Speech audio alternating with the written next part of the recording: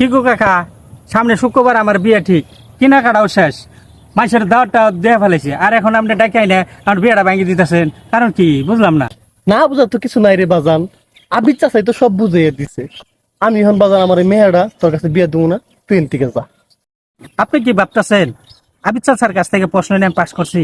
আমি আমার নিজের যোগ্যতায় কষ্ট করে পাশ করছি।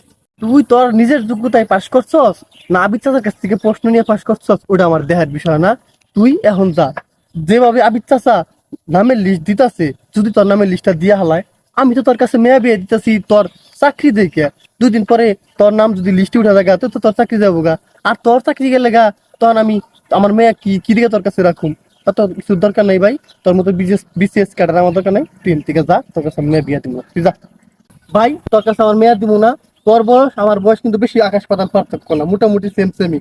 তুই যা, তোর মতো বিসিএস কাটার আমার দরকার নেই। আমার মেয়ে আমি করে